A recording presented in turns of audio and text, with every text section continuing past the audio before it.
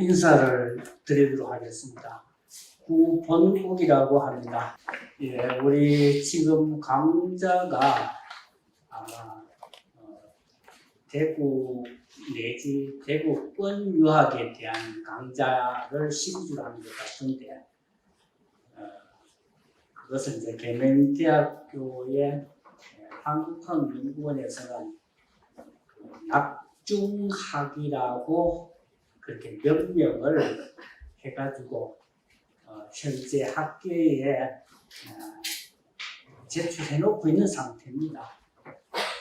낙중학이라는 말은 안동권에 있는 체계학이라는 말과 또 경남 서부의 진주권에 있는 남명학이라는 명칭이 있는데, 거기에 대비되는 용어가 우리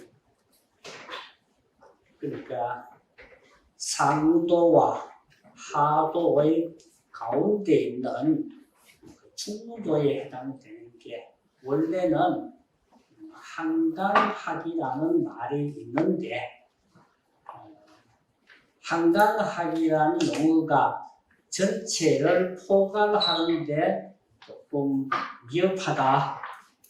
다시 말하자면은 여흔, 장형광의 여흔학도 있다. 그래서 혹자는 이것을 한강의 한자를 따고 여흔의 여자를 따가지고 한려학파라고 이야기하기도 합니다.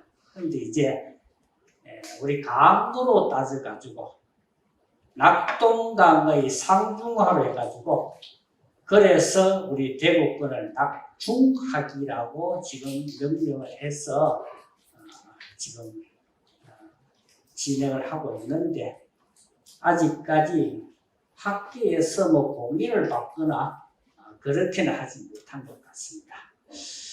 예, 제가 오늘 말씀드릴 것은 우리 대구권 낙중학군에 있어가지고 가장 강학이 교육이 잘 되었던 학교, 과거의 명칭은 서원이죠. 영경서원이 등장하게 된 배경에 대해서 한번 말씀을 드려보려고 합니다. 이 배경에 대한 이야기는 제가 지금까지 그저 퇴계 이황 선생께서 서원에 대해서 10가지 시를 지었다 하는 서원 시경이라 하는 말만 사용했는데, 도대체 그러면 서원 시경이 뭘 이야기하느냐? 그 다음에 영경서원이 등장 이전에 뭔가 배경이 있습니다. 그 배경에 대해서 조금 알아보려고 합니다. 저희들이 우리 교육이 상당히 보편적으로 된 것 같으나 그렇지가 않습니다. 과거에는 신분사회이고 쉽게 말하자면 귀족사회죠. 이렇게 말하자면. 그래서 교육이나 여러 가지 모든 것을 귀족들이 독점을 하는 경향을 가지고 있었죠. 그게 고려 말에 우리나라가 승리학이 들어오게 되는데, 승리학이라 하는 말은 내 유학인데 송나라 때 유학을 조금 더 변화시킨, 송나라 실정에 맞게끔 만드는 유학을 승리학이라고 불렀다는 겁니다. 모든 것은 유학에 포함이 됩니다. 그런데 이 승리학이 우리나라에 들어온 것은 고려 말이니까 1200년대 후반쯤 됩니다. 주자라 하는 사람이 언제 활동한 사람이냐? 주자는 1130년에 태어나서 1200년에 타격합니다. 71살에 타고 만 70세, 우리나라로 따지면 71살에 타겨야 되는데, 이 시기가 어느 시기냐 그러면 서양으로 따지면 르네상스 시기라고 했어요. 르네상스 시기. 이 르네상스죠. 쉽게 말하자면은 성략의 운동은 동양의 르네상스 운동입니다. 그렇다면 송나라가 등장하기 이전에는 어떻게 했느냐? 당나라 때까지 한나라 후기부터 당나라 때까지는 중국에도 불교의 시대, 중세 천년의 시대가 되는 것이죠. 우리나라는 언제쯤까지냐 하면 신라도 다 중세에 포함이 된 거고, 우리나라 역사는 세계 역사로 따지면 고대 역사가 없잖아요.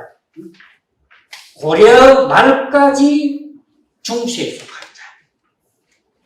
모든 것은 종교가 독점한 시대죠. 이러한 종교적인 사회를 탈피하고자 하는 것이 성략운동, 동양의 르네상스 운동이 되겠습니다. 고려 시대 때, 고려 충렬왕 때 우리나라에 성략이 처음으로 도입이 되거든요. 고려 충렬왕입니다. 충렬왕 때는 언제냐? 몽고의 침입이 있었던 고려 고종이 시대가 바로 지나고 난 이후입니다. 그러니까 전쟁이 종결이 되고 난 뒤에 그 다음에 충렬왕 충자가 붙어 있죠. 몽고의 중화국이 되고 난 이후에 고려에 들어오는데 이때 안양이라 하는 분이 이 일을 하기 위해서 굉장한 노력을 많이 합니다. 그래서 안양이 그 당시에 국립대학이었던 국자감, 그때는 아직 성공하라고 하는 말이 없었대요. 국자감이라고 하는 데서 이런 강연을 합니다. 쉽게 말하자면은 유학은 현실적이고 이성적이고 뭔가 확실한 우리 경험으로 경험되는 지식인데 종교 지식은 공부한 지식이죠, 사실. 맞는지 안 맞는지, 그걸 믿는지 안 믿는지 그런 문제이기 때문에 여기 지적하고 있는 것이죠. 그래서 내가 이전에 중국의 주회암의 저수를 봤는데, 회암은 주작의 호지요, 어두울 회자. 암자는 보통 암자라고 하는데, 여기 사람을 나타냅니다. 구체적으로. 우리 호를 할 때 무슨 직제자를 쓰든지, 모든 게 전부 다 이제 사람을 나타내는 것이죠. 일반적으로 사람들이 무슨 김재리 이렇게 할 때 그 제자도 사실상 직제자를 쓰는데 그 직제자가 원래는 제기할 제자인데 조상님들이 산수가 있는 밑에 아래에 있는 집이기 때문에 내가 거기에 들어갈 때 내 마음을 깨끗하게 해야 된다 하는 데서 제시를 하는 말이 지금나는 것이죠. 그래서 대부분 다 이제 호는 자기 지역에 있는 명칭을 많이 따는데 때로는 경전이나 이런 데 나오는 말을 사용하기도 하죠. 주해암의 저수를 보았는데 성인은 공자입니다. 성인의 도를 발명하였고 성불교, 맹불교죠. 성불교를 물리친 공로가 중리는 공자의 자입니다. 동자의 짝하기에 족하였다. 중리의 도를 공부하고자 하는 사람은 먼저 회암을 공부하는 것보다 나음이 없다. 학생들은 먼저 신설을 읽어 면하게 소홀함이 없어서 이 신설학 하는 게 성리학 서적이죠. 이것이 이제 그 당시에 모든 생활이 불교적인 생활을 하고 있던 고려인들의 의식을 바꾸는 이야기가 되겠죠. 이 당시만 하더라도 고려인들은 아주 철저한 신앙인들이죠. 우리 서양의 중세에 보면은 십자군 전쟁이라는 게 있는데 그 사람들은 십자군 전쟁은 반드시 하나님의 훈련을 받고 있기 때문에 반드시 승리한다고 믿고 있는 사람들이죠. 우리 고려인들은 어떻습니까? 팔만 대장경이라고 하는 걸 만들면은 부처님의 힘으로서 외적을 물리실 수 있다고 첫째 믿고 있었던 사람들입니다. 십자군 전쟁에 나섰던 그 사람이 있는 마음이라 고려인들의 마음이 똑같단 말입니다. 고려의 최절정기가 바로 그런 시기입니다. 우리나라는 팔만 대장경이 있는 나라죠. 쉽게 말하자면 전 세계의 불교의 모든 결정체가 우리나라에 와 있는 것이죠.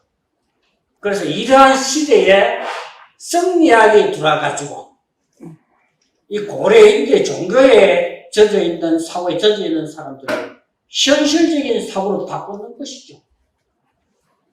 전쟁을 해가지고 부처님의 힘으로 전쟁을 물리치는 것이 아니고 전쟁은 사람이 전쟁을 해서 물리치는 거라는 것으로 바꾸는 것이죠. 전쟁은 그렇지 않습니까? 그죠? 예, 그렇게 바꾸는 것이 고려 말의 실정입니다. 그런데 이러한 고려 말에 들어온 불교가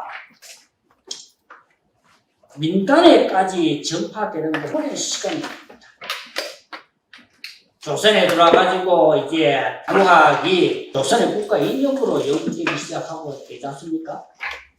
그러나 유학에서는 크게 두 가지의 기능이 있는데 하나는 깎을 수 몸기 숙이라 하는 게 하나 있고 그 다음에 다스릴 직자 다른 사람이 있자 남을 다스리는 것 쉽게 말하자면 숙이 치인을 유학을 전체로 요약하라고 하면 네 글자로 요약할 수 있는데 그게 숙이 치인이라 첫째 나를 다스리는 기능이 하나 있고 남을 다스리는 기능 두 가지가 있습니다. 나를 다스리는 기능은 이걸 수양이거든요.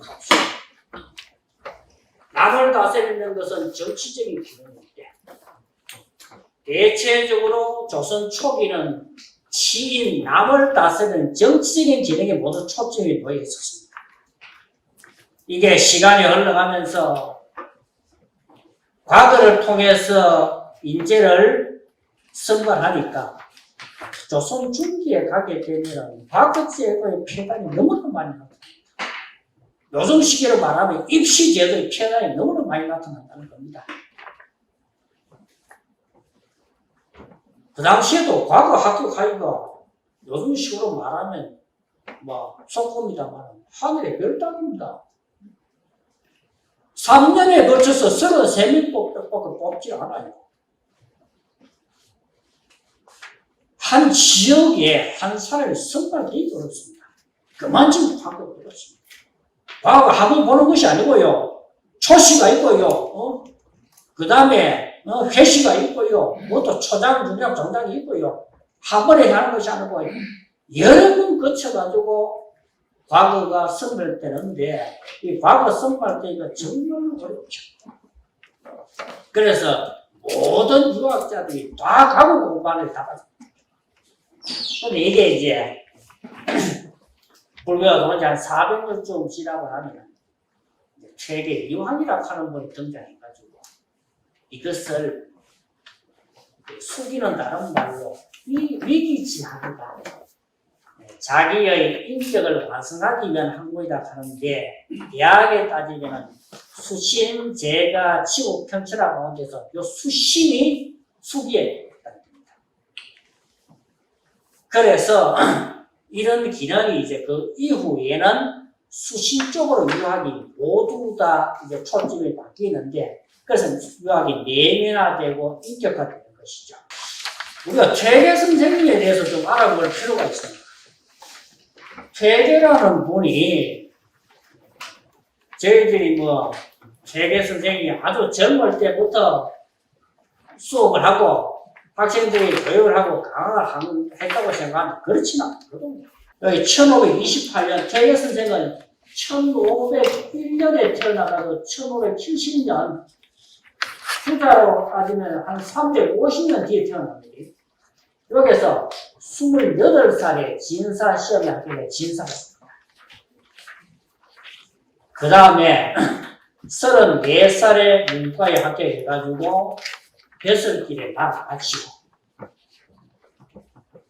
그 이후에 이제 재계 선생님이 처음으로 벼슬길에서 물러나가지고 처음으로 이제 공부방이라고 하는 연구실을 처음으로 한 때가 나이가 46살. 46살에 고향으로 돌아가지고 도산으로 돌아가지고 그 연구실을 지은 이름이 양진환입니다. 이때 양진환 길을 난다 요 참진짜라고 하는 말은 여기 성리학에 있어가지고 요즘에 요게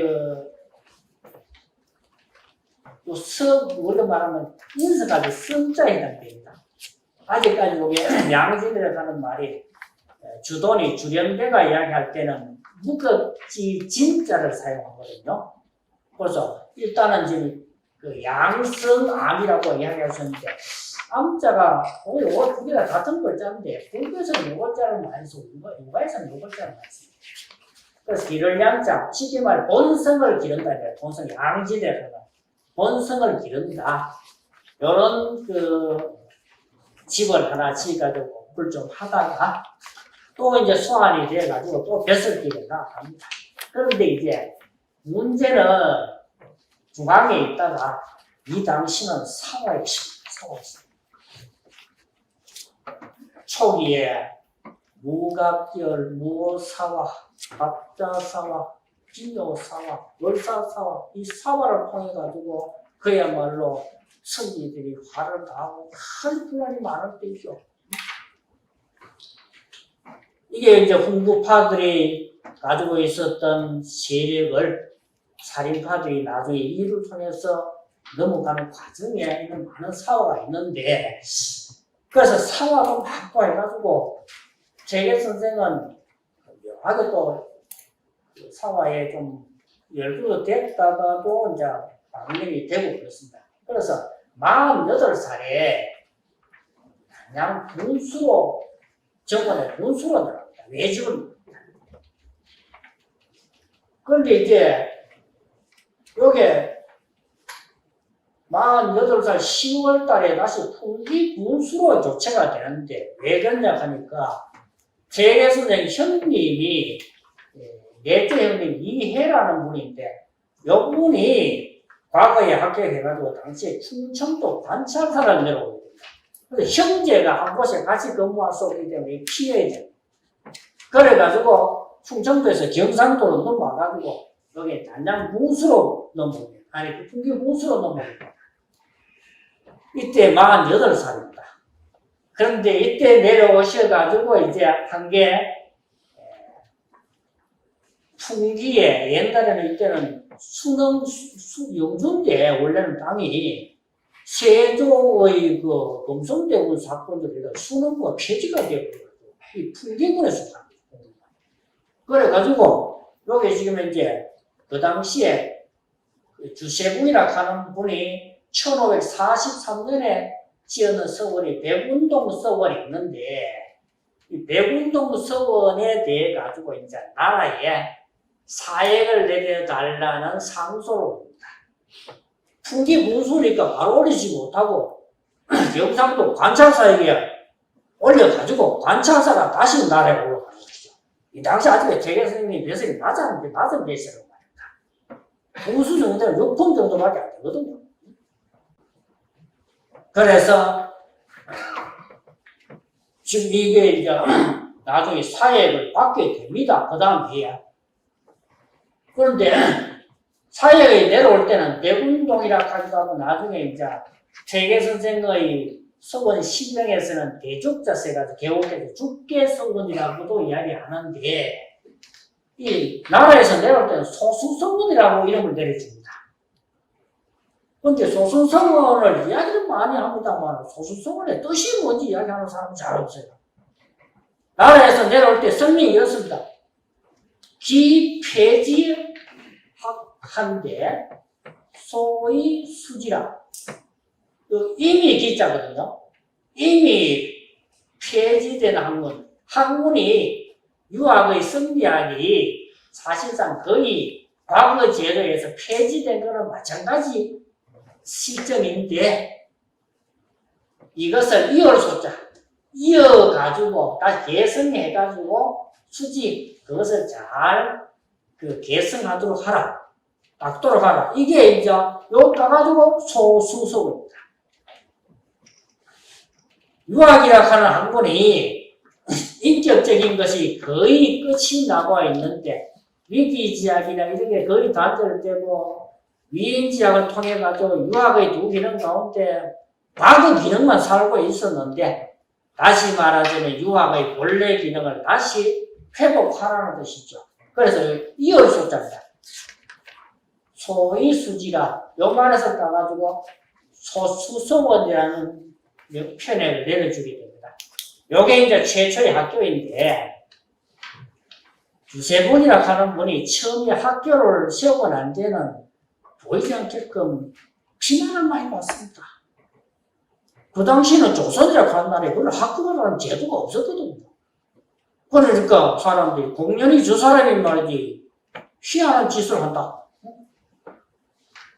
나라에 허락도 안 받고 뭐 저런 걸 하느냐. 이런 비난을 많이 받게 돼요, 초기에는.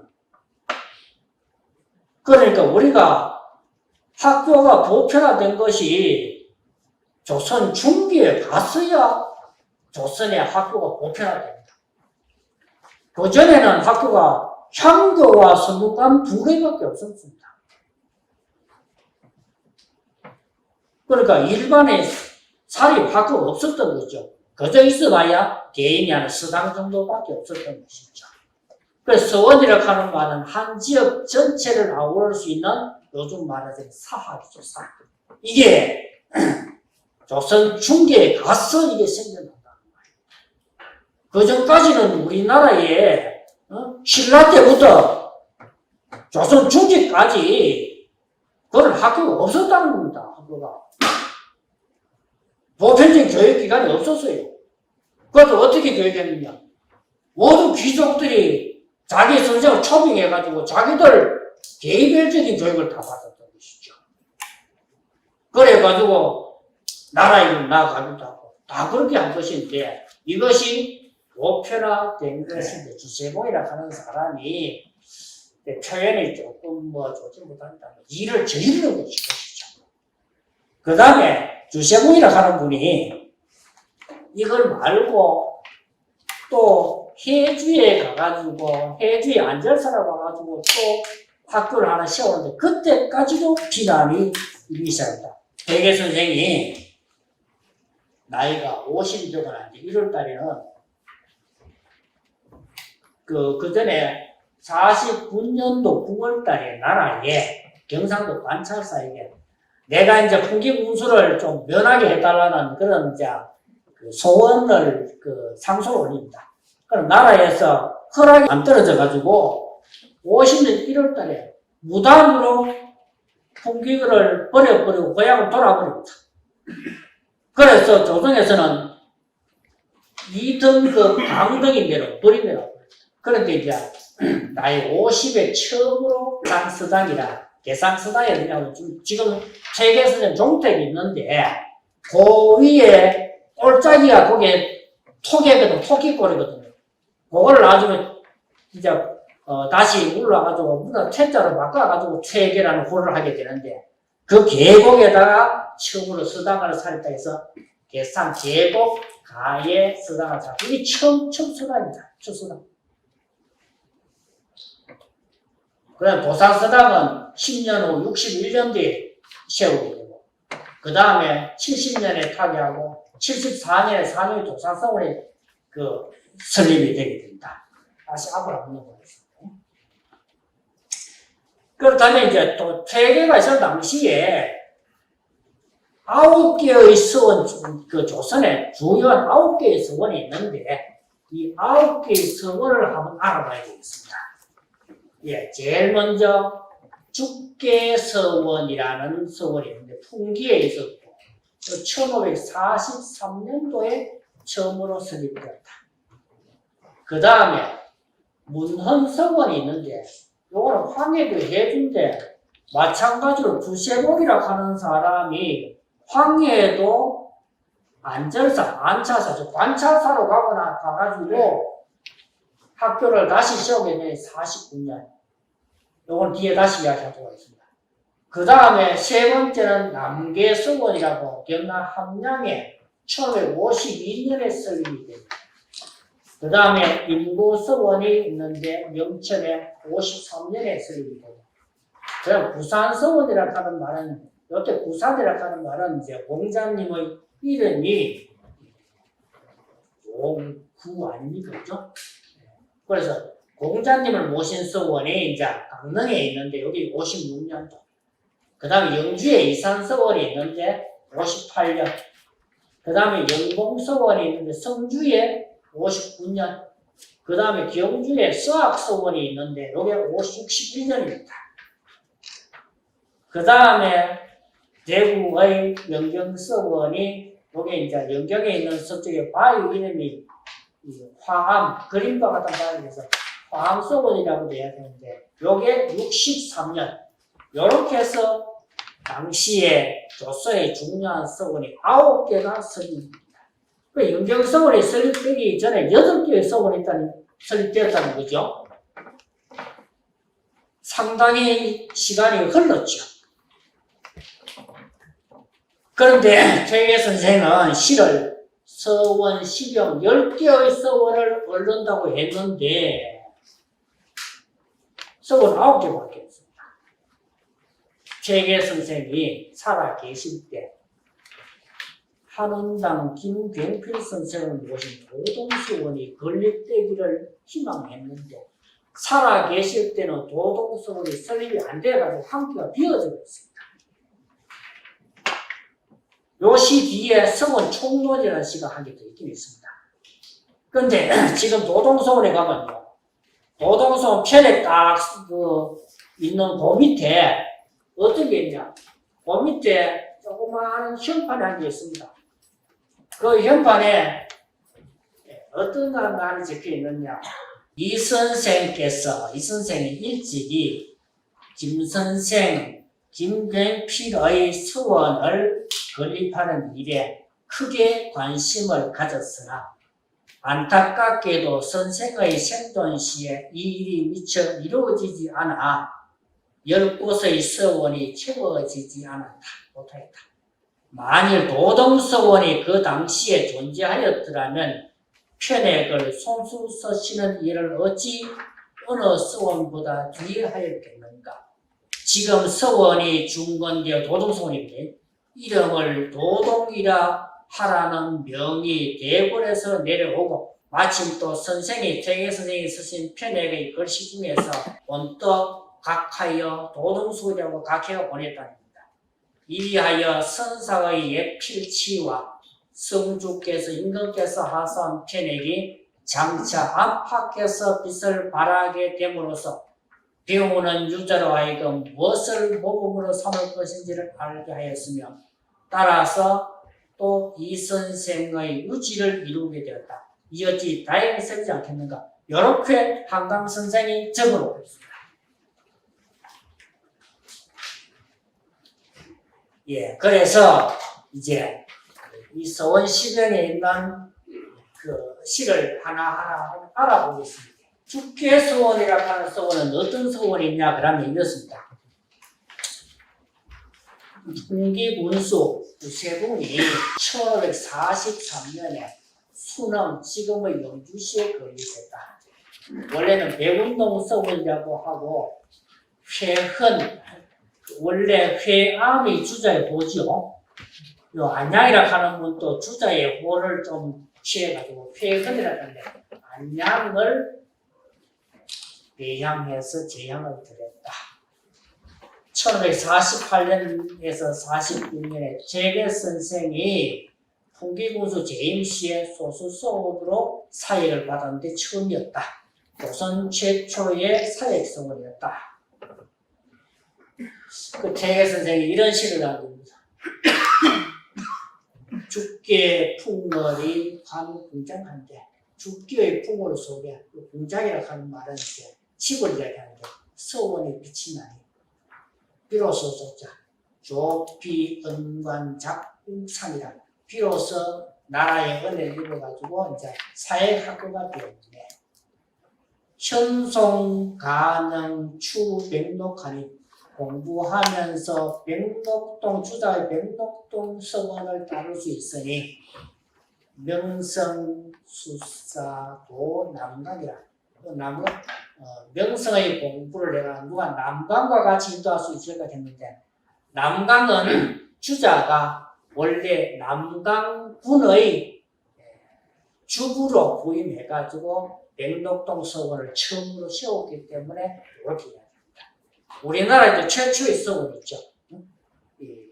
요 남강에 사는 지명 이름인데 그 남강이라고 하는 곳에 주자가 가서 거기에 처음으로 그 서원을 세웠는데 그 서원을 백록동 서원이라고 합니다.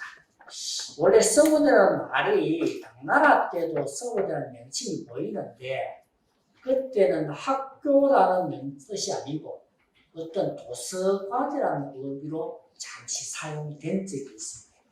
그런데 서원이 처음으로 사용된 건 주자 때부터 사용이 됩니다. 주자 때부터. 그래서 이게 죽기의 서원이라고 해서 시를 전부 다 치른 절구시 한 수를 지어놓고 있습니다. 그 다음에 인고서원입니다. 인고서원은 1553년에 최기의 제자인 노수락하는 사람이 중심이 돼서 영천 누림들이 설립을 했는 서원인데 영천 인고면이 있었고 포원 정명주를 배양을 해가지고 제안을 했습니다. 정몽주는 이제 시에는 보면은 학문의 연원이 있고 절이 때문에 인고서원이 설립되었다고 최근 이야기하고 있습니다. 그런데 이제 아마 그 포원 정몽주가 성리학의 이기론에 상당히 밝았던 거예요. 그래서 남아있진 않은데 그 자료가 당시에 이색이라는 분이 이색이라고 하는 분들은 원래는 정몽주 같은 분보다도 한 세대가 빠른 사람인데 원래 정몽주 같은 분에게 대한 서성에 해당되는 거죠. 이색이라고 하는 분이 정몽주를 이렇게 이뤄가지고 동방이학의 조라고 이렇게 명칭을 해놨습니다. 이거는 기록이 나옵니다. 우리 동방에서 이학의 성리학의 제일 시조가 된다. 그래서 포원 정몽주는 자가 달가죠.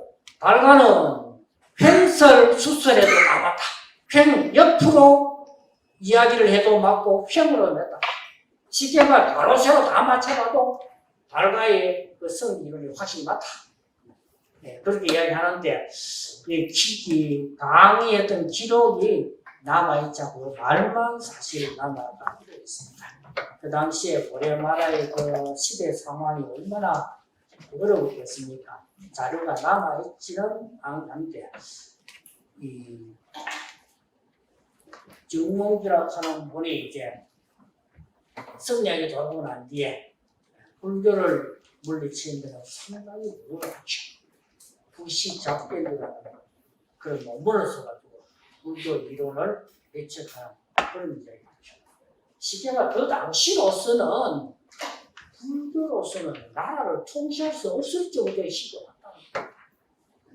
그렇기 때문에 새로운 사상이 다시 나타나가지고 나라를 통치하는 인연이 되는 것이죠. 왜 그러냐 그러면 불교 같은 경우는 원칙적으로 따지면 어떤 분들이 불교하고 유교는 비슷해가지고 서로 화합하기 참 좋은데 기독교나 천주교하고 유교는 화합이 상당히 어렵다고 생각하는 사람이 상당히 많잖아요. 그랬을 때 기록이 한자로 해서 그렇지요. 불교하고 유교는 전부 안 됩니다. 전부 안 돼. 유교는 제가의 종교잖아요. 집에 있어야 그게 되잖아요. 효를 바탕으로 하는데 불교는 추가의 종교라. 불교의 종교인데 누가의 입장에서 볼 때는 화합이 안 되죠. 화합이 안 되죠. 이제 나중에 원래 처음에 불교가 들어와서는 상당히 힘을 모았습니다. 한나라 때 불교가 처음 들어온 뒤에 당나라에 이르기까지 불교가 성장을 해가면서 나중에는 다시 역전 현상이 납니다. 어떤 현상이 나느냐? 불교에서 육아를 공격을 하죠. 육아 당신들은 당신의 부모만 공격하는 걸 효라고 하지 않느냐? 우리 불교는 추가해가지고 돌을 닦아가지고 세상의 모든 어머니를 공격하기 때문에 육아에 보는 소효고 우리 국가에 보는 대효라고 역전현상이 나타나고 논리를 없어 공격하는 거죠. 약간 이해가십니까? 이렇게 해서 불과 뿔을 내리게 되는 것이죠. 그런데 불교는 뭡니까? 세상에는 가장 정형인 건 뭡니까? 때가 되면 나이가 되면은 혼인을 해가지고 청춘 남녀가 혼인을 해가지고 자식을 낳고 자식을 낳아야 세대가 계승되고 거의 세상이 될 거 아닙니까? 그게 정상이에요. 정상. 그게 정상.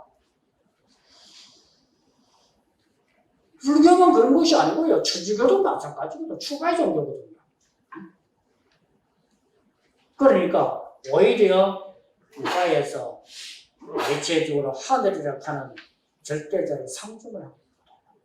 그걸 따지면 육아와 천주교가 그러니까 오히려 더 유사한 측면이 많습니다.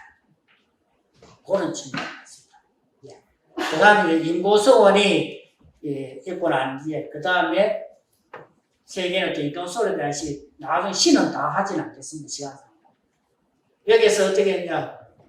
포옹이 이제 포옹이죠. 포옹 풍렬이 진오동한데 이 포원인 선생의 그의 행적이 우리 동방에 그렇지.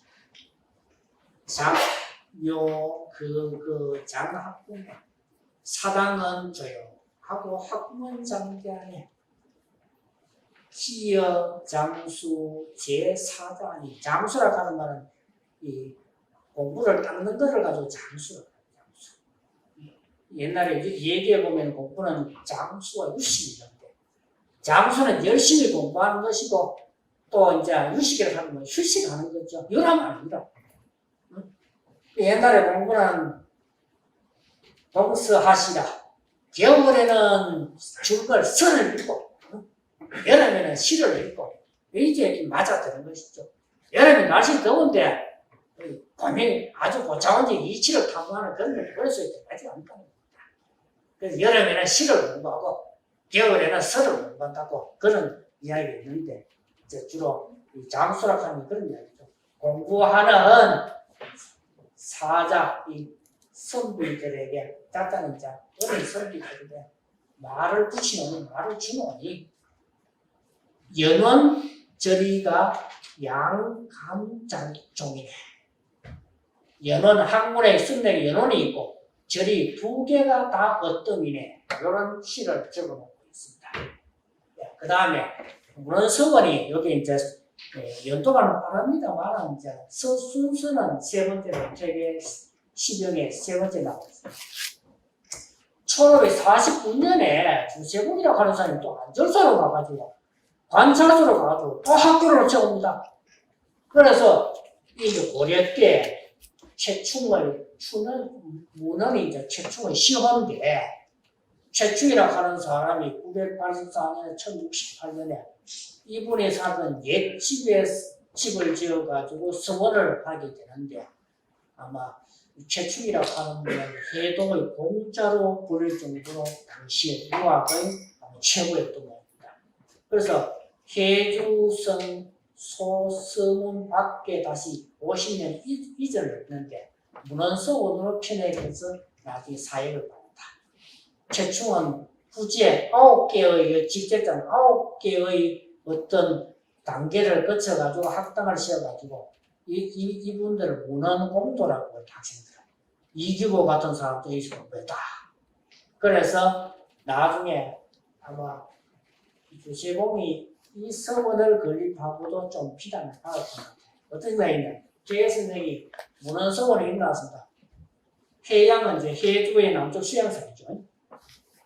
해양의 유학이 탕성진이라고 하면 전쟁이 나가지고 없어지는 것인데 해주의 유학이 세상에 연전 전쟁으로 인해 가지고 거의 없어진 것 같았는데 초야 야초 춘풍의 소 갱신이라 타버린 초야의 춘풍이 다시 새롭게 일어나네.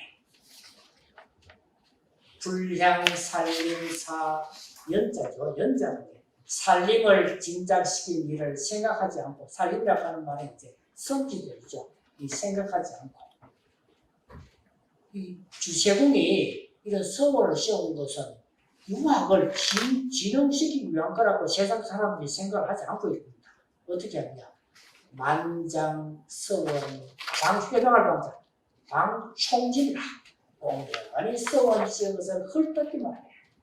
당시의 사람들이 주세공이 이런 학교 짓는 데서 아직까지 좀 비난하거나 그런 이야기가 있었다는 겁니다. 아직까지 서원이 조금 더 정착된 것이죠. 그 다음에 영봉서원이라고 하는 게 이제 성주, 우리 대구 인근의 성주에 이 영경서원과 상당히 관련을 맺고 있습니다. 영봉이라고 하는 말은 영봉산에 지었다고 해서 영봉서원이 되는데 나중에 이제 천곡서원으로 바뀌는데 나중에 1559년에 원래는 성주 이시들이 옛날부터 아주 오랫동안 틀을 잡고 살았던 곳이죠. 그래서 우리 이존년 교과서에 많이 나오지 않습니까? 은하니 삼경인데 하는 이 이존년이라고 하는 분하고 그 시반의 동생인 이인복이라고 하는 분 두 분을 처음에 배양하기 위해서 건립을 시도했다. 목사 노경민이가 시작했는데 이 노경민이라고 하는 사람 율곡 선생님이 장인은 해주사람이죠. 노경민이라는 분이 성주 목사는 사업공무원입니다. 요즘 말은 상급 공무원입니다. 못습니다. 여기에 있을 때 율곡 선생이 장인을 뵙기 위해서 성주까지 왔다가 장인을 뵙고 난 뒤에 방금 외가로 갈 때 도산에 가서 개개 선생을 만나서 시를 주고받는 것이 이로 인해 가지고 일어납니다. 나중에 이제 율곡 선생이 처가에 상당히 도움을 많이 받죠. 그래서 해주에 가가지고 해주 향량도 하기도 하고 여러 가지 있는데 율곡 선생은 천재적인 기질이 좋습니다. 율곡은 천재인 거죠. 구도자고요. 9번 적어요. 9번 가면은 뭐 옛날에는 진사시 조시도 있고 진사시 회시도 있고 그 다음에 뭐 문과 초시도 있고 시험 쳐가지고 9번 작업을 했다는 겁니다. 근데 이제 율곡 선생이 처음 시험 쳐가지고 한번 떨어졌던 것 같아요. 그래서 최계 선생이 문제에 보면 편지에 고민을 하는 게 나타났습니다. 과거에 떨어지고 날 때 고민하는 게 하나 있는데 최계 선생이 견제를 해주죠. 그러니까 최계 선생이 돌아가시고 난 뒤에 율곡 선생이 제문을 사람들 보게 됩니다. 내가 젊을 때 길을 못 찾아가지고 말을 타고 달리듯이 미친 듯이 움직이고 했을 때 나를 잡아준 선생님이 바로 선생님이시다 하는 그런 말이 제목에 들어있습니다. 그래서 율곡 선생은 참 천재에게는 천재인데 나이가 48살에 일찍 이제 타계를 하고 내려가지고 아마 10년만 더 살았다면 우리나라 역사가 달라질 수 있습니다. 참 안타깝습니다. 율곡 선생은 저쪽에 경기도 파주에 가면은 화서점이라는 정자가 있고요. 자기 정조부가 지었던 정자가 있습니다. 또 율곡 선생님이 그 산소는 전부 다 파주에 있죠. 어떤 분은 강릉은 외갓집이고 파주가 자기 이제 보는 아닌데 지금은 거의 철책이 거의 가까이 있는 지역에 있습니다. 그래서 율곡 선생님이 여기 보면은 율곡 선생님 사상 가운데 200년 주기세가 갖고 있습니다. 율곡 선생님이 역사를 살펴보니까 200년 단위를 해가지고 세상이 변화를 하더라. 상당히 통찰적인 것이죠. 조선이 건국되고 난 뒤에 임난이 200년 나왔죠. 정확하게 1392년에 그립다고 하는데 1596년에 임진다. 그 윤곡 선생이 시기가 난리가 나면 시 온다는 것을 이야기하면서 대비해야 된다는 이야기를 많이 합니다. 그게 이제 그런 자기의 역사의 관찰해보고 난 뒤에 오는 그런 것을 통과하는 역할인데, 그래서 이제 윤곡 선생은 그런 천재적인 기질은 분명히 있습니다. 예, 그래서 이제 근데 문제는 이제 나중에 이 서원이 상당히 논란이 많았어요. 이종영이라고 하는 사람은 이분이 초상에다가 손에 용주를 들고 있어요. 그러니까 육아에서 이제 이를 제기하죠. 저 사람은 겉으로는 육아를 해도 안으로는 전부 불교단 말이죠. 그 배양이 안 된다. 이렇게 이제 논란이 있어가지고 나중에 다시 배양을 하게 되는데, 다시 배양하는데, 요게 중국의 송나라 때 이천 선생의 정이 이천 선생을 주양으로 하고 한원당 김대필 선생을 배양을 하는 서원을 하게 됩니다. 그러고 난 뒤에 이제 그 지에 지명이 있는데 이수락하는 지명이 있었고 운곡이라고 지명이 있었는데 이걸 따가지고 천곡서원을 했습니다. 원래 이천은 정의를 이야기하고 운곡은 원래는 주자의 호가 운곡이거든요. 성주에 거기에서 여기 이수락하는 지명이 있었고 운곡이라고 홀자에 있어가지고 이렇게 바꾸는데, 요거는 이제 황줄량이라고 최계 선생의 아주 우수한 제자인데, 요경민의 길을 바르려다 황줄량이 성주 목사로 오는데, 이분이 1560년에 도입을 하고 난 뒤에 나중에 여기서 이제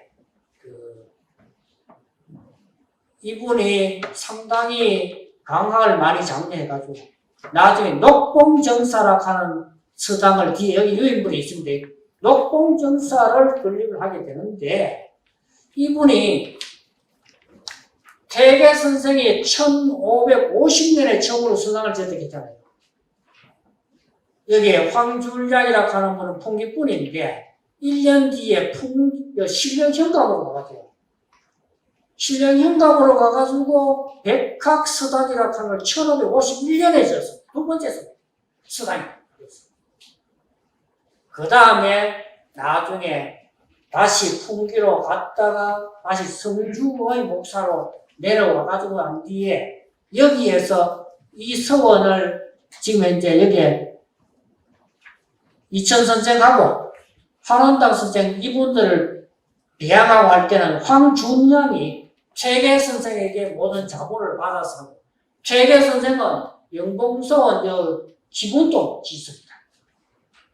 그래서 여기에 일단 뭐냐 하니까 이 황준량이라는 분하고 우리 영경서원을 건립했던 호가 매암인데, 화암이 원래 매화바이아가 원래 매암입니다. 그래서 호를 따는데 이분의 이순량이라고 하는 분이 나는 2살 적은데 처삼촌 황준량의 처삼촌이 됐어요. 그래서 이순량이라고 하는 분이 대구에 내려와서 살면서 성주에 내용을 많이 합니다. 이때 천곡서원 같은데 여기에 이제 황준량에 대한 최계 선생이 성주 목사인데 갖다 주라 하는 거라든지 그런 게 있으면은 이순량이 굉장히 심부름을 했습니다. 그 다음에 대구의 개동 정경찰이라고 하는 분도 여기에 성주에 지금 현재 녹봉정사에 출입을 합니다. 이때는 학생은 아니었고, 이 당시에 한강 정군은 19살에서 학생이었고, 여기 지금 이제 개동 정경사이라고 하는 분은 13살이 많습니다. 그래서 지인사에 합격해가지고 그때 서당을 견학하는 정도의 사람으로서 가게 되는데, 이때 모든 공부했던 여분들이 영경서원을 창건했던 분, 그 세대하고 그 아버지 세대.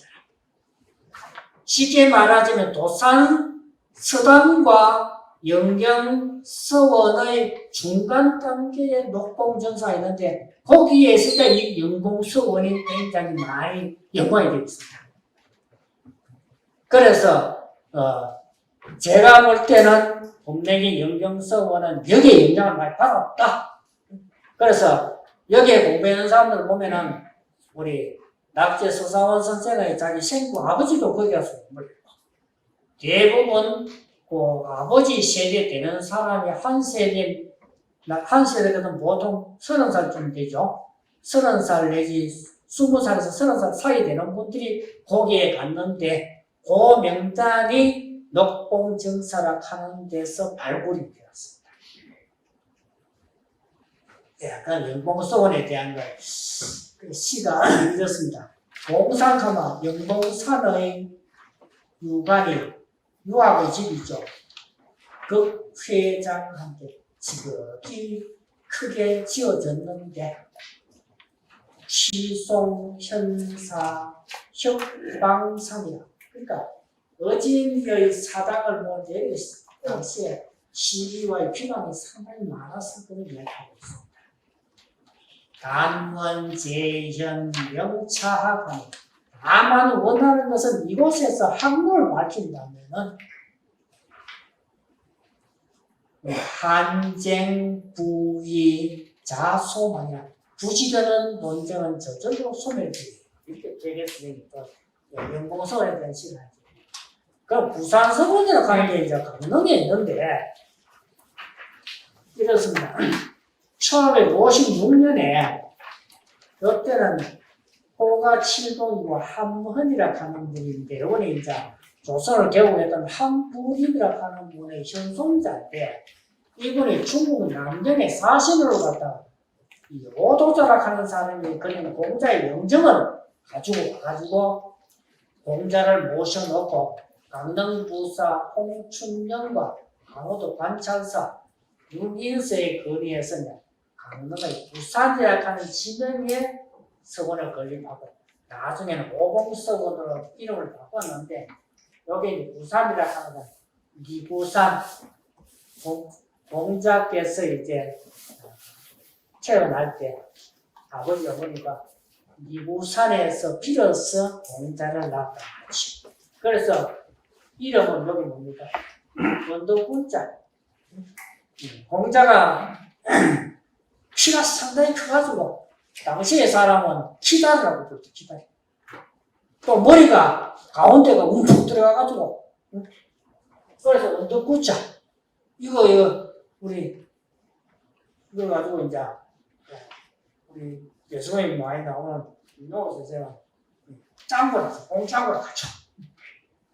그래서 이제 공구라고 이름을 지었고 자를 여기에 중이라고 중자는 인변에 도움을 두 번째 아들이죠. 공자의 형님이 있습니다. 그래서 중이라고 했다. 이랬는데 부산서원이 당시에 있었고 부산서원 이건 조금 넘어가 있습니다. 시간상으로. 그 다음에 남계서원이라고 하는 것이 있는데 남계서원은 경남 함양에 있는데 일두 정묘산 선생을 제안하는 서원이다. 이건 이제 동방 오현의 한 분이다. 그럼 책에는 이분이 시속에 나오는데 당당한 천명은 전공의 표현이다. 이런 표현을 쓰고 후한 시대 때 공국이라고 하는 사람은 정연이라고 하는 사람이 상당히 한나라 때 우리 경전을 우리 13경 주소라고 하는 경전이 있는데 그 주를 낼 때 이분이 주도를 했던 아주 대학자죠. 이분이 태어난 곳을 정몽의 고리라고 했는 고사를 인용하고 있습니다. 일어났습니다. 당당 철령은 지명이죠. 당당한 서원 있는 철령은 정몽이 한 일세.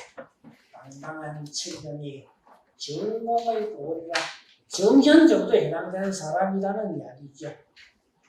백세 인정 영무방이라 보도를 백세의 그런 힘도 아름다운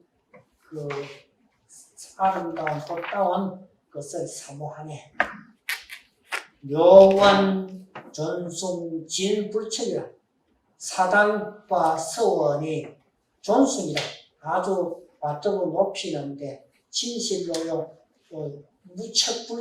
무척이라고 하는데 더럽힐 천다 더럽힘이 없네. 기무혹을 응문왕고 어찌 이 혹을이 문왕에 응한다고 할 수도 없겠는가. 상당히 칭송을 합니다. 그 다음에 이산서원이 있는데 지금까지 서원은 대부분 다 성년을 모시는 서원이죠. 사당이 다 있죠. 이제 영주에 이산서원이 있는데 이 서원은 이제 우리 영경서원과 상당히 흡사한 면이 있습니다.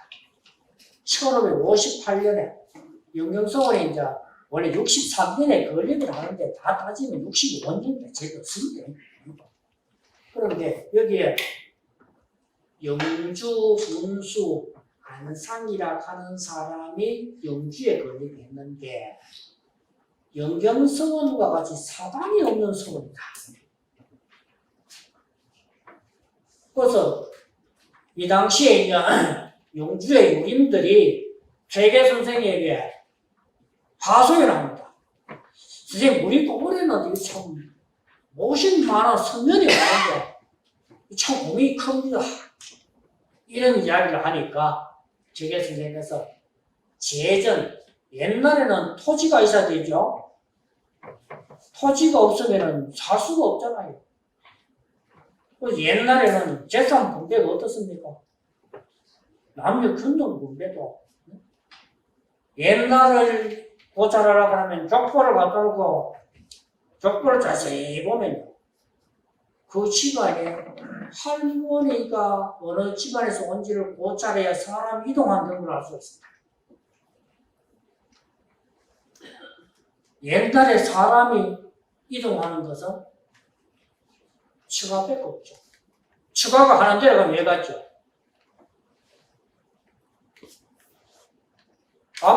아버지는 처가지만 자식은 얘가 아닙니다. 사람 이동하는 것은 외가나 처가이면 이동을 못한다는 겁니다. 이동하면 어떻습니까? 먹고 살아야 되는데 토지를 받아야 먹고 살잖아요. 그래서 사람을 이동하는 데는 반드시 처가이면 외가 이외에는 이동을 못합니다. 옛날에 아들이 많으면요. 아들에게 공부해 줄 게 많이 없으면 대부분 처가 곳을 가서 살죠. 근데 사람 이동하면 제가 역사를 고찰해 보면 대부분 다 한 정손자쯤 가야 그 몰에 뿔을 받고 쉽게 말하면 득실을 할 수, 시혜를 규합할 수 있는 시가 대충 보는 것 같아요. 그 이제 예를 들면 한 곳에 집성촌이 있는데 거기에 사유에 와서 이제 살고 있다는 겁니다. 한 집 정도 살겠죠. 그러면 한 정손자쯤 가면 이제 밑집이 늘어나고 그래서 나중에 거꾸로 이제 다시 외손이 그 지역 점령하는 경우도 상당히 많잖아요. 또는 이제 과거 옛날에는 양자 제도가 조선 중기까지 크게 없기 때문에 대부분 아들 없으면 딸로서 상속되잖아요. 양동이 대표적으로 외가로 내려온 집들이죠. 그런 집들이 많습니다. 그래서 아직까지도 우리 대구에도 외손 봉사하는 집이 많아요. 외손 봉사 해야 되죠. 왜냐하니까 할머니 집에서 모든 재산 다 받아와서 자기 사는데 근데 대부분 가보면 어떠냐 한 산소도 같은 데 산소 쓰잖아요. 가보면 대체적으로 자기 친할 거지 빚은 크게 하고 외곽에서 조그만하게 해놓은 경우 많아요. 그런 경우가 상당히 많습니다. 예, 그래서 저에게서 제전을 마련하고 제살분을 정하는 것은 훗날을 기다려도 가하다. 딱 요리 저기를 그래서 영경성은 지을 때도 마찬가지로 사랑이 없습니다. 그 다음에 또 어떤 이야기입니다. 재계 선생이 처음으로 이산서원을 짓고 난 뒤에 서원의 규칙을 만들게 됩니다. 이 규칙이 조선의 모든 서원의 규칙의 모델이 됩니다. 그 다음에 이산서원 기본을 써요. 그래서 이 이산서원은 대원군 때 해체되었다가 원래 와가지고 다시 복설이 되었습니다. 새로 영주에서 새롭게 다시 모든 걸 새로 다시 중건했습니다. 다시 복원을 했어요. 네, 그래서 이산서원이 상당히 영경서원과 거의 비슷한데 영경서원은 제일 늦게 짓기 때문에 어떤 또 일이 있느냐. 재계 선생이 서원에 대한 자기의 총 생각을 총 집합한 서원문을 영경서원 기문 후기에 적어놓습니다.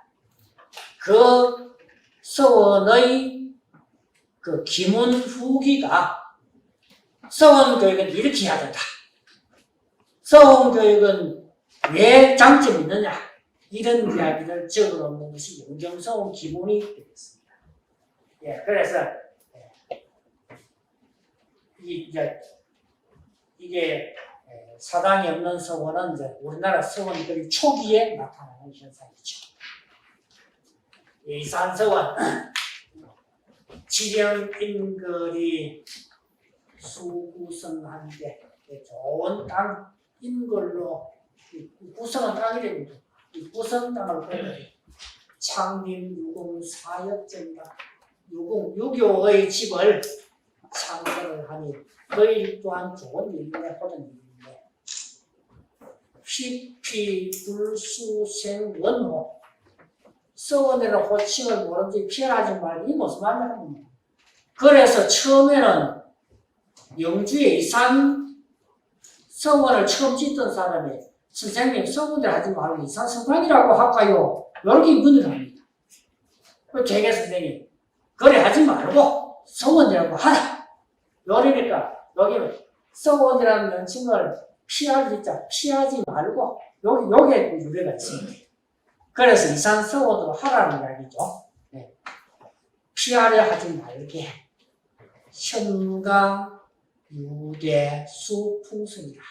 현가를 오히려 풍성을 세울 것을 기다려. 현가로서 오히려 풍성을 세우기를 기대하네. 현가라고 하는 말은 치세를 나타내는 겁니다. 너는 속에 공자 제자인 자유가 있는데 이 자유라고 하는 제자가 무슨 땅에 골원이 되었는데 가니까 정치를 잘해가지고 검은고 소리도 나고 백성들이 노래 소리가 나오는 겁니다. 그래서 공자께서 방문하고 난 뒤에 어떤 이야기 합니다. 한계의 은용 우정용 농담하는데 닭 잡는데 왜 소 잡는 칼을 사용하고 있는 이런 농담을 하게 되죠. 쉽게 말하자면 그대의 현가라 하는 것은 검은고 소리인데 이런 노래 소리는 온 나라 큰 나라에서 해야 될 일인데 무슨 땅에도 조그만 모래에서 올려가지고 이런 음악이 나오나 이렇게 이야기하는 데서 현가라 하는 말도 나오고 가끔 기분에 이게 있으면요 사람들이 무슨 말인지 몰라요.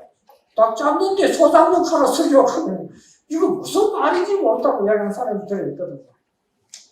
그 이제 아주 치세를 한다는 걸 나타내는데 공자께서 빙그레 웃으면서 이런 이야기를 했다 하는 말이 논어 속에 나와 있습니다. 예, 그래서 이 현가라 하는 말은 아주 치세를 나타내는 그런 곳에 쓰인다. 그 다음에 이제 영경서원이 이제 나타나는데 1963년에 역시 최계 선생의 제자인 이숙량이나 전경찬 같은 사람이 처음에 북부 영경봉에 이제 건립을 하죠. 역시 사당이 없는 서원이었는데, 이런 유림이 주도를 하고, 나중에 대구 부사는 지원을 하는데 어떻게 하냐. 영경서원 터가 원래 사유지였는데, 대구 부사가 공공의 땅과 교환을 합니다. 대토 대신해 주는 것이. 그 다음에 대구 부사가 하는 이야기가 집 짓는데 제일 큰 문제가 뭐냐면 기와 이는 게 제일 중요하니까 내가 기와를 제공해 줄게. 이래 하고 난 뒤에 나머지는 대부분 다 대구의 유림관에서 모두 다 지원을 하죠. 그 주도한 사람이 이숙량이라는 분하고 전경찬 이 두 사람이 주도를 하게 되는데, 이숙량이라고 하는 분은 원래 안동 사람입니다. 안동에 원래 안동이 예안과 다르거든요. 예안은 예안현이 뒤에가 예안현감이고, 안동은 안동 부사가 있었는데, 요즘에는 이제 예안이 안동 안에 포함이 되어 있지 않습니까? 옛날엔 다른데, 그 예안에 살았던 농암 이현도라는 분이 계시는데, 이현도의 아들이 이숙량이다. 이분이 이제 어떻게 대구에 내려오게 되냐 하면은, 대구 무태에 보면은, 임난 당시에는 훈천인 시들이 많이 살았습니다. 근데 농암 이현도라 하는 분이 대구가 조금 인연이 있습니다. 인연이 있는데, 우리 대구의 수성구에 저쪽에 파동에 가게 되면 중화양씨들이 많이 살잖아요. 이 중화양씨의 제일 선조 되는 분이 가운데 대봉 양이지라는 분이 있지 않습니까? 양이지라는 분이 원래 이제 사화와 이제 관련이 있기도 하고 없기도 하는데, 이분이 나중에 돌아가시고 난 뒤에 나중에 이제 신원 명예가 회복될 때 사회 재문을 농암 위원부가 그 당시에는 예조 정말 조금 낮은 배석인데 가지고 여기에 직접 와서 이제 사회 재문을 가지고 오죠. 그러고 난 뒤에 나중에 농암 선생님의 제일 만명들 대구의 무태 풍준인시인데 유치하죠. 근데 이제 이분이 불행하게도 이제 일찍이 청산도 아부가 되어버렸는데, 그래서 내암이 아주 끄덩 동생쯤 되는데 6째 동생이 되는데 나중에 자기 형수인데 심부름을 줬어. 그래서 이제 무태에 우리 와서 정착을 하게 되는데, 그래 하다 보니 이분이 이제 대구에 정착하게 되는데, 문제는 이제 대부분 어떤 분들이 이분이 이제 여기 정경찰이라는 분보다 나이가 10살도 더 많고 하기 때문에 모든 일을 이숙량이라고 하는 분이 주도를 하게 되는데, 윤경선 기본도 이분이 쓰게 되고, 그런데 이숙량이라는 분이 성을 짓고 난 뒤에 한 4, 5년 있다가 다시 안동으로 돌아가 버립니다. 그래서 이분인데 가르침을 배웠다 하는 사람은 기록이 없습니다. 근데 전경창이라고 하는 분은 대구를 배웠다 하는 분들이 나타나거든요. 낙제 수상화이라고 하는 사람이 연보에 보면 내가 17살 때 수성구에 파동에 가서 개동정사를 찾아가니까 개동 선생이 낙 선생님 아버지가 좀 친구지가 아니네. 나에게 심경 한보를 주면서 이거는 그대가 진실로 공부해야 될 책이다. 우리 육아는 과거에 모든 목표가 있는 것이 아니고 전신양성, 마음을 보존하고 본성을 기르는 그 기가 모든 핵심이 있다. 내가 오늘 이 책을 주는 것을 그대는 잊지 말고 나의 기대를 저버리지 마라. 하더라. 이런 제 기대는 있거든요. 그럼 그 다음에 이제 현봉과학시에 호가 회나무가 자기 집에 새 그루 있어가지고 호를 괴헌이라고 했는데 곽재겸이라고 하는 분이 원래 현풍 솔레 사람인데 곽재우 장군 사촌형입니다. 대구에 외손 봉사를 하기 위해서 대구에 이사를 합니다. 그래서 대구 사람이 되는데 그 당시에 조선 초기 해안에 보면은 지금의 블루공원등은 앞에 그 도동이죠, 도동. 옛날에 이제 하향이라고 이야기합니다. 그 돌이 아마 버들나무가 많이 있었던 모양이죠, 블루천에. 그래서 버들나무자 육계라고 이야기하는데 그게 이제 괴편당 이영이라고 하는 분은 문과를 합격해가지고 영조 청판까지 올랐던 분인데 그분의 아드님이 두 분 계셨는데 아드님 두 분 다 손자가 없어. 전부 딸이네. 그리고 그 맏아들이 이조정이나 자랑 이 두 분이라 하는 분이 따님이 세 분 계시는데 곽재겸이라 하는 분이 셋째 사위인데 이제 대편으로 따지면 셋째 손수죠. 이분에게 가게를 물려주죠. 그래서 팔공산에 가게 되면은 괴편강의 그 상소가 전부 다 전부 곽시덕 상소가 되죠. 그래서 이분이 20살 때 그때 아직 현풍에 살 때인데 처가에 와가지고 개동을 찾아가니까 그분 여보 어떻게 되냐. 낙제보다 3살이 많은데 내가 20살 때 개동정사에 개동 선생을 찾아가니까 선생님이 근사로 환불을 주면서 이 책은 그대가 공부해야 될 책이니까 오늘 내가 그대에게 주니까 내 이러한 충고를 저버리지 마라. 이래 이야기 하더라 하는 말이 적혀 있어. 그 다음에 이제 낙제라는 분이 어떤 분이냐 하면 원래는 양자를 들어 자기 백부인데 양자를 들어가는데 옛날에 양자는 마지가 양자는 못 가는데 경국대전에 마지는 아버지를 계승해야 되기 때문에 마지는 양자를 안 가고 지차가 양자를 가고 그래 양자를 이리 가는데 거기 보면은 이제 낙제 선생 아버지가 진사입니다.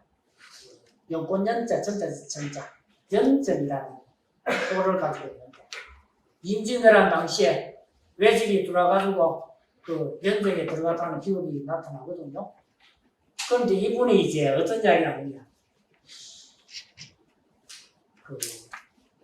나중에 그분의 숙부도 이름이 서식인데, 남호가 남간인데, 이 두 분, 이분이 전부 다 청원진사 양시에 합격되는 분들인데, 정경창하고 정친구지가 아니고, 그런데 자기 아버지하고 숙부가 개동인데 찾아와가지고, 어떤 이야기를 하냐.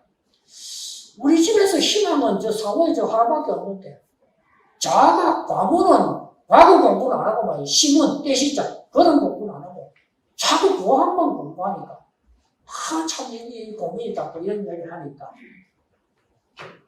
정영창이 그분이 하시는 말씀 그들이 어떻게 과거 이야기를 하나. 우리 과학은 과거의 뜻이 있는 것이 아니고 하늘을 한참 보고 있다가 한다는 이야기가 인격 완성의 그 뜻이 있다. 그런 이야기를 하니까 숙부, 아버지와 숙부가 참 미안하다 하고 사죄를 하다 하는 그런 이야기입니다. 요거는 이제 기동 정경창 선생에 대한 일대의 행장을 수제자인 모당 송철물 선생이 쓰게 되는데 그분의 행장에는 요 말이 들어있는데 이제 나중에 개동 선생이 행장할 때는 요거를 아마 삭제를 했는 것 같아요. 요 부분을 뺐죠. 그런데 그 당시에 이제 모당이 쓰는 문집에는 그 글자가 들어있는데 그러니까 그 당시에 조선 중기에 와서 이와 같이 과거를 최고의 목표로 하지 않고 인격 완성에 초점을 두는 시기에 왔다는 것은 세계의 영향을 받았다.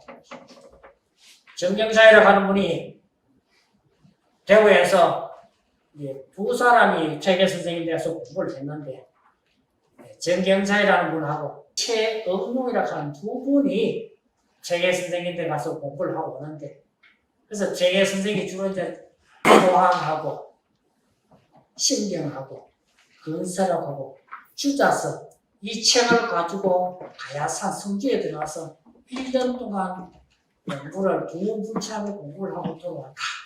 지금 금호강변에 있던 암노정이라는 정자 최은민이라고 하는 분이 있는데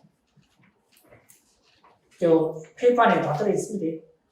그분이 정정창보다 나에게 3살 많은 친구인데 자기 형이 3살 많거든요. 이 형제가 두 사람이 대꾸가 하고 우리 위기지향학을 한다 해가지고 과거를 보지 말라는 이야기는 아닙니다. 문제는 뭐냐? 우리 위기지향을 처음으로 이야기하는 사람이 전경찬이 처음으로 이야기하는데 오당 정경찬인데 너는 위기지향을 해야 된다. 위기지향이라고 하는 말은 자기의 인격을 완성하기 위한 것인데 아주 도량이 크고 아주 위대합니다. 이런 이야기 하는데 나중에 모당집에 보면은 모당이 제자들에게 여기에 대한 답을 내놓는 시가 하나 있는 것 같아요. 그래서 모당에는 수당에서 공부하는 제자들에게 주는 시가 있는데 거기에서 어떤 이야기를 했냐? 위기지하게 하는 게 먼저 하니까 수신 이후에 제가 현천하는 것이다. 그러니까 수신이 위기지하게 들어가고 수신 이후에는 제가 치국평천하러 나아가야 된다. 이렇게 이야기를 하고 있습니다. 그럼 수신이라 하는 게 뭐죠? 해석을 하게 되면 따고 소자 몸신자 하니까 이거 목욕다 가서 다시 하는 것도 아니고 이건 이제 자기 마음을 조절하지 않는 것이죠. 다스릴 줄 아는 것이죠. 육아의 가장 큰 특징이 이게 수양론인데 요즘 오늘날에 이제 많은 분들이 옛날도 마찬가지고 대부분 일에 있다가 보면은 모든 것은 마음에 달려있거든. 마음이 불안하기 때문에 대부분 이제 일반 사람들이 종교에 의지하는 영향이 상당히 많지요. 근데 육아는 종교에 의지하지 않더라도 자기 마음을 다스릴 수 있는 방법을 이야기해 주는 육아란 말이야.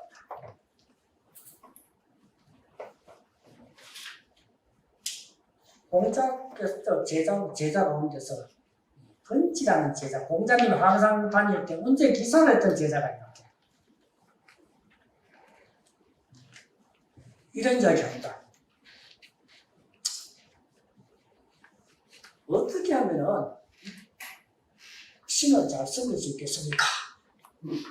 이런 질문하니까 공자께서 하시는 말씀이 사람의 이대한 정성을 다. 그 다음 또 자루라는 제자가 묻는 게 있죠. 선생님, 신을 어떻게 잘 섬기면, 어떻게 하면 잘 섬길 수 있습니까? 그러니까 공자님 말씀이 사람을 잘 섬기지 못하면 신을 섬기는 방법을 알 수가 없느냐. 사람을 섬기는 방법 안에 신을 섬기는 방법이 들어있다는 거죠. 죽음이 무엇입니까?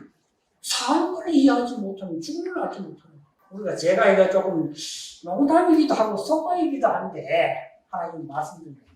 옛날 사람은 무슨 일을 하면 날마다가 잘하잖아요. 생각하면서. 그죠? 그거를 꼼꼼히 한번 생각을 한번 해보십시오. 역으로 이야기하면 선수 손대면은 손대면 안 된다. 나가야 된다 하는 거. 그건 무슨 이야기 하느냐? 부모님이 돌아가시고 나면은, 사면사를 끝나고 나면은, 일반 제사만 하면 되는 것이, 뭔가 사서 와가지고 울고불고 하면 안 된다는 말입니다. 예라고 하는 것은 절도를 딱 정해놓는 게 정해놓는 거거든요. 그때부터 뭐 해야 되냐? 살아있는 자기 삶의 정성을 다해야 되나, 자기 정성. 나라고 한다 하는 건 뭡니까? 자꾸 가서 손대지 말라는 자예요, 손대지 말라는 자예요.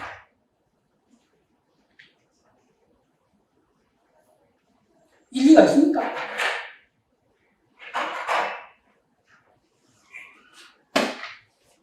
삼전삼도요. 그것도 잘 써보세요. 논어 속에 공자님 말씀 나온 데서 그 사람이 죽고 난 뒤에, 사람이 부모에게 태어나고 난 뒤에 두 도를 지나야, 이 삼재라 하는 두 도리거든, 많이요. 그 25개월이 36개월이 아니고, 그때가 지나야 부모 품에서 벗어나가서 살 수도 있기 때문에 그 은혜를 갖기 위해서 그렇게 한다. 공자님 있을 당시에도 제아라는 제자가 합니다. 선생님, 3년상이 너무 깁니다. 왜 기록합니까? 3년 동안 일하지 않고, 그러면 뭐, 왜 먹고 삽니까? 지금 그러고 이야기하고죠. 맞는 말 아닙니까? 공자님 말씀. 그건 니는 말이지. 엊그저께 너가 아버지, 어머니 땅속에 묻어놓고, 니 맛있는 밥 먹으면 니 마음 편하겠나? 그걸 제아가 말하고, 나는 괜찮습니다. 이렇게 그러니까, 니가 괜찮으면 그걸 하라. 그럼 나중에 이제 끝나고 난 뒤에, 전지가, 제아가 나오고 나니까, 공장에서, 아이고, 저는 참 어질지를 못하거나 봐. 그런 이야기를 하게 되죠. 모든 건 내 마음에 달려있는 건다, 마음에 달려있는 거. 어떤 분들이 와서 제사를 얹으면 어떻겠습니까?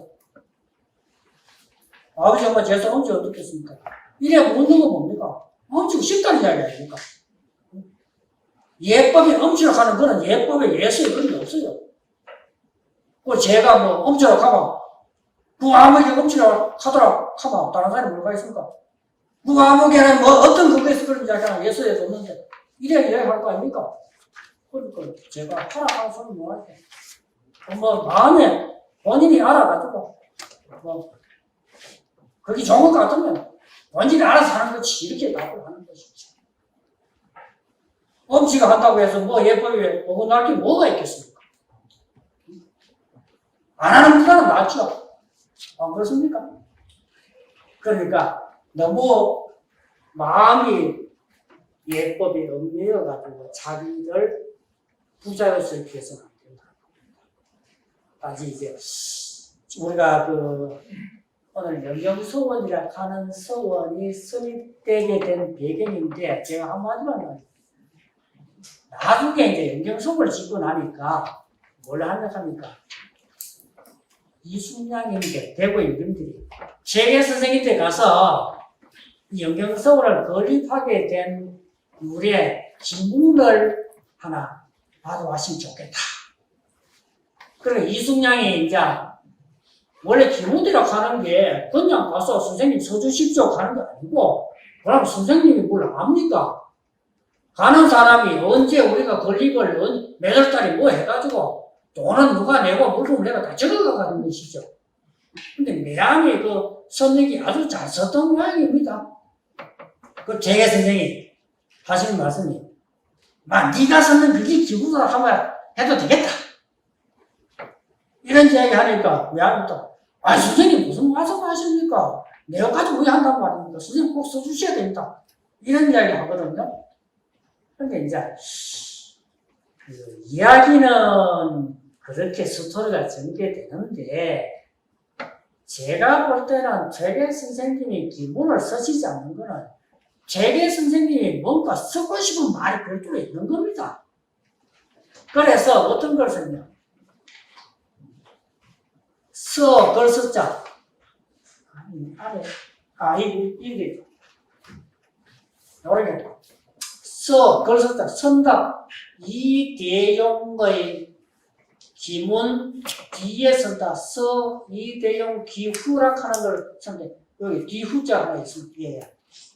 훅인데 이 계형은 이숙량의 잠입니다. 자, 이숙량이 쓴 기본 뒤에 쓴다 하는 말을 쓰면서 여기에서 어떤 이야기하냐?